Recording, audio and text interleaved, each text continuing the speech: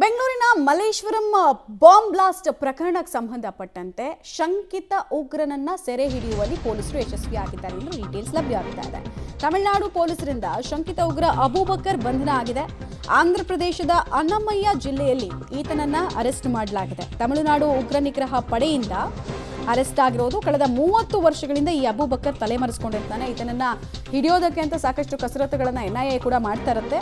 In fact ಈತನ ತಲೆ ಮೇಲೆ 5 ಲಕ್ಷ ಇನಾಮನ್ನ ಕೂಡ ಘೋಷಿಸಲಾಗಿರುತ್ತೆ. ಅಷ್ಟೊಂದು ಇಂಪಾರ್ಟೆಂಟ್ ವ್ಯಕ್ತಿ ಆಗಿರ್ತಾನೆ ಈತ.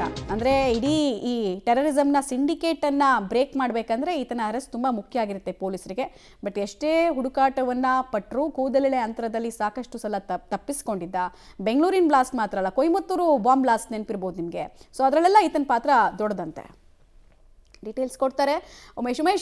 ಈತನನ್ನ ಬಂಧಿಸುವಲ್ಲಿ ಪೊಲೀಸರ ಕಾರ್ಯಾಚರಣೆ ಯಾವ ರೀತಿ ಇತ್ತು, ಯಾವ ರೀತಿ ಈತನ ಇರುವಿಕೆ ಬಗ್ಗೆ ಟಿಪ್ಸ್ ಸಿಕ್ಕಿತ್ತು, ಹೇಗೆ ಫೈನಲಿ ಈತನನ್ನ ಅರೆಸ್ಟ್ ಮಾಡೋದ್ರ ಮೂಲಕ ಒಂದು ಬಿಗ್ ಟೆರರ್ ಮಾಡ್ಯೂಲ್ಗೆ ಒಂದು ಬ್ರೇಕ್ ಥ್ರೂ ಸಿಕ್ಕಿದೆ ಅಂತ ಹೇಳ್ಬೋದು?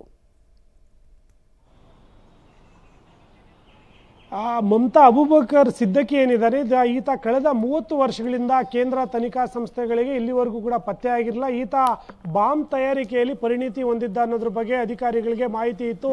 ಅಂದರೆ 1995ರಲ್ಲಿ ತಮಿಳುನಾಡಲ್ಲಿ 7 ಕಡೆಗಳಲ್ಲಿ ಈತ ಬಾಂಬ್ ಇಟ್ಟು ಆ ನಂತರದಲ್ಲಿ ಪೊಲೀಸರ ಇನ್ವೆಸ್ಟಿಗೇಷನ್ ವೇಳೆಯಲ್ಲಿ ಈತನ ಪಾತ್ರದ ಬಗ್ಗೆ ಆಗಲೇ ಮಾಹಿತಿ ಸಿಕ್ಕಿತ್ತು. 95ರಿಂದ ಇಲ್ಲಿವರೆಗೂ ಕೂಡ ಆತ ಯಾವುದೇ ಸಂಸ್ಥೆಗಳಿಗೂ ಕೂಡ ಕೈಗೆ ಸಿಕ್ಕಿರಲಿಲ್ಲ. 5 ಲಕ್ಷ ಈತನ ಪತ್ತೆಗೆ ಸಹಾಯ ಮಾಡಿದವ್ರಿಗೆ 5 ಲಕ್ಷ ಬಹುಮಾನ ಘೋಷಣೆ ಕೂಡ ಆ ತನಿಖಾ ಸಂಸ್ಥೆಗಳು ಘೋಷಣೆ ಮಾಡಿದ್ವು. ನಂತರದಲ್ಲಿ 2011ರಲ್ಲಿ ದಿವಂಗತ LK ಅಡ್ವಾಣಿ ರಥಯಾತ್ರಾ ವೇಳೆಯಲ್ಲೂ ಕೂಡ ಈತ ಬಾಂಬ್ ಬ್ಲಾಸ್ಟ್ ಮಾಡಿದ್ದ ಪ್ರಕರಣದಲ್ಲಿ ಕೂಡ ಭಾಗಿಯಾಗಿದ್ದ. ನಂತರದಲ್ಲಿ 2013ರಲ್ಲಿ ಬೆಂಗಳೂರಿನ ಮಲ್ಲೇಶ್ವರಂ ಏನು ಬಾಂಬ್ ಬ್ಲಾಸ್ಟ್ ಆಯಿತು, ಆ ಪ್ರಕರಣದಲ್ಲೂ ಕೂಡ ಈ ಅಬೂಬಕರ್ ಸಿದ್ದಿಕಿಯ ಕೈವಾಡದ ಬಗ್ಗೆ ಮಾಹಿತಿ ಲಭ್ಯ ಆಗಿತ್ತು.